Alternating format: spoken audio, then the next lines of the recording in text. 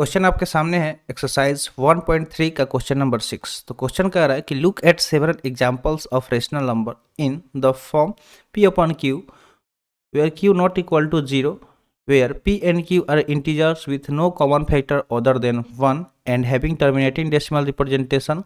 Can you guess what property q must satisfy. तो यहाँ पे कह रहा है कि कुछ एग्जाम्पल आपको देखना है, ठीक है। कुछ एग्जाम्पल्स देखना है किसका, तो रेशनल नंबर का। जो रेशनल नंबर होता है उसका कुछ एग्जाम्पल देखना है। तो आपको पता ही होगा कि रेशनल नंबर का फॉर्मेट क्या होता है, कुछ इस तरह से होता है, यानी कि पी अपन क्यू के फॉर्म में होता है और क्यू वहाँ पे जीरो के इक्वल नहीं होता। तो यहाँ पे कह रहा है कि जहाँ पे p and q are integer, यहाँ पे पी और क्यू ऐसे इंटीजर होना चाहिए with no common factor other than 1, जिसके पास कोई भी कॉमन फैक्टर एक के अलावा नहीं होना चाहिए, ठीक है। एक के अलावा कोई भी कॉमन फैक्टर नहीं होना चाहिए और टर्मिनेटिंग डेसिमल रिप्रेजेंटेशन उसके पास होना चाहिए, यानी कि जब हम उसको डेसिमल में अगर एक्सप्रेस करें तो वो टर्मिनेटिंग हो, यानी कि कंप्लीटली टर्मिनेट हो जाए। तो कैन यू गेस, तो उसके बाद से पूछ रहा है कि क्या आप गेस कर सकते हैं कि what property q must satisfy. तो उसके लिए क्यू का क्या प्रॉपर्टी होना चाहिए। तो चलिए हम लोग देखते हैं इसका सोल्यूशन, ठीक है, कि किस तरह से इसको करना है। सो उसका हम लोग कंप्लीट सोल्यूशन देखते हैं, उसके बाद आपको अच्छे से समझ में आ जाएगा। तो अगर हम इसके सोल्यूशन की बात करें, ठीक है, इसके सोल्यूशन की बात करें तो सोल्यूशन हम लोग किस तरह से करेंगे। सबसे पहले एग्जाम्पल हमें लेना है, क्या लेना है, सेवरल एग्जाम्पल्स। तो एग्जाम्पल अगर हम लें यहाँ पे एग्जाम्पल, तो एग्जाम्पल क्या क्या ले सकते हैं। तो अगर हम सिंपली पहले ले एग्जाम्पल लेके आपको फिर आपको बताएंगे कि क्या प्रॉपर्टी होना चाहिए। अगर हम 2/5 ले, क्या ले 2/5, और इसको जब हम टर्मिनेटिंग डेसिमल में चेंज करेंगे, यानी कि डेसिमल में, तो जब डिवाइड करेंगे, ठीक है, यहाँ इसको हम लोग कैसे डेसिमल में चेंज करते हैं, पीछे वाले क्वेश्चन में आपने देखा होगा।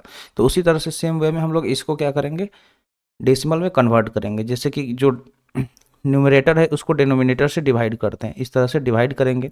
तो देखिए ये तो 2 है और ये 5 है, तो कभी भी छोटे संख्या में बड़े संख्या से डिवाइड नहीं होगा। तो इसके लिए हमें क्या करना होगा, जीरो लेना होगा, ठीक है। 0 पॉइंट लेंगे तो यहाँ पे एक जीरो आ जाएगा।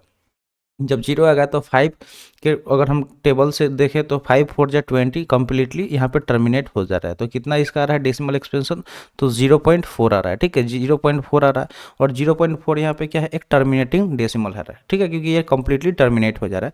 तो इतना चीज़ आपको क्लियर हो गया होगा, ठीक है। इसी तरह हम लोग और भी एग्जाम्पल लेते हैं, कुछ एग्जाम्पल्स लेना है, उसके बाद से आपको हम समझाएंगे। तो अगर नेक्स्ट एग्जाम्पल हम क्या लें, ठीक है, अगला पूछा ऐसा दिया कि ऐसा क्या एग्जाम्पल है जो टर्मिनेटिंग हो। तो हम लोग अगर यहाँ पे ले ले 11/4, ठीक है, 11/4, और इसको जब डेसिमल में चेंज करेंगे तो इसको इस तरह से कर लीजिए। 11 है, इसको अगर हम 4 से डिवाइड करेंगे तो 4 2 जा 8, ठीक है, 4 2 जा 8 हो गया। 3 यहाँ पे आएगा रिमाइंडर में, फिर यहाँ पे अगर हम पॉइंट लगाएंगे तो जीरो आ जाएगा, ठीक है, पॉइंट लगाएंगे तो जीरो आ जाएगा। 7 टाइम्स में 28 आ जाएगा, 7 टाइम्स में 28 आ जाएगा, ठीक है। उसके बाद अगर हम यहाँ से माइनस करें तो 2 आएगा, फिर जीरो लगाएंगे पॉइंट की वजह से। तो या 4 टाइम्स में कंप्लीट 5 टाइम्स में, ठीक है, यहाँ पे क्या होगा 4 नहीं 5 टाइम्स में 4 से कंप्लीटली डिवाइड हो जाएगा, ठीक है। तो 5 से हम यहाँ करेंगे मल्टीप्लाई 4 को तो 20 आ जाएगा और ये कंप्लीटली टर्मिनेट हो जाएगा। तो ये इसका डेसिमल एक्सपेंशन यहाँ पे क्या आ रहा है, 2.75, ठीक है, क्या आ रहा है 2.75, और ये क्या हो गया, टर्मिनेटिंग हो गया, यानी कि कंप्लीटली टर्मिनेट हो गया। तो इसी तरह और भी एग्जांपल लेते हैं, ठीक है, और एक दो एग्जांपल लेंगे, उसके बाद आपको हम समझाएंगे कि क्यू का क्या प्रॉपर्टी होना चाहिए, ठीक है। अगर थर्ड एग्जांपल हम लें, थर्ड एग्जांपल, तो हम लोग ये ले सकते हैं 9/100, क्या ले सकते हैं, 9/100 ले सकते हैं, ठीक है, 9/100 ले सकते हैं। 9/100 हम ले लिए, तो अगर इसको हम लोग को क्या करना है, डेसिमल में एक्सपेंड करना है। डेसिमल में एक्सपेंड करेंगे तो आप डायरेक्टली भी इसको कर सकते हैं, ठीक है, डायरेक्टली भी इसको कर सकते हैं। अदरवाइज आप डिवाइड मेथड से इसको कन्वर्ट कर लीजिएगा। हम डायरेक्टली बता देना इसका क्या होगा एक्सपेंशन, तो 0.09 हो जाएगा, क्या हो जाएगा 0.09 इसका डेसिमल एक्सपेंशन हो जाएगा, जो कि टर्मिनेटिंग होगा। तो ये कुछ एग्जाम्पल हो गया। अब हमें यहाँ पे क्यू का प्रॉपर्टी देखना है कि क्यू किस फॉर्मेट में आ रहा है। तो हम लोग यहाँ पे ये देखेंगे कि यदि, ठीक है, इफ क्यू, ठीक है, क्यू का प्रॉपर्टी ही बताना है, q is equal to 2 to the power a multiply by 5 to the power b, ठीक है, 5 to the power b अगर इस फॉर्मेट में होगा then p upon q is a terminating decimal expression. तो ये क्या हो जाएगा, टर्मिनेटिंग डेसिमल एक्सपेंशन हो जाएगा, ठीक है, टर्मिनेटिंग डेसिमल एक्सपेंशन हो जाएगा।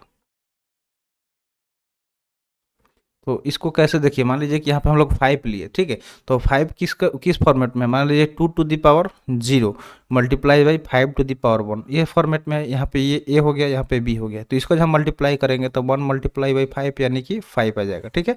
तो क्यों यहाँ पे 5 आ रहा है। इसी तरह से 4 की अगर हम बात करें, ठीक है, तो 2 टू द पावर 2 और 5 टू द पावर 0 ले लेंगे, ठीक है, तो यहाँ पे क्या हो जाएगा, यहाँ पे 4 हो जाएगा, अब मल्टीप्लाई बाई 1 यानी कि 4 आ गया। इसी तरह से अगर 100 ले ले, ठीक है, 100 लेना है तो 100 भी हम उसी तरह से कर सकते हैं।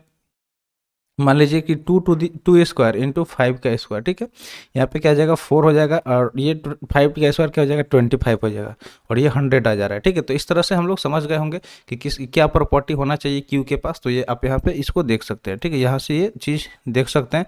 तो आज के लिए इतना ही, आज का वीडियो यहीं पर समाप्त हुआ। वीडियो कैसा लगा कमेंट सेक्शन में जरूर बताइएगा। तो मिलते हैं फिर अगले वीडियो में। Thanks for watching. जय हिंद।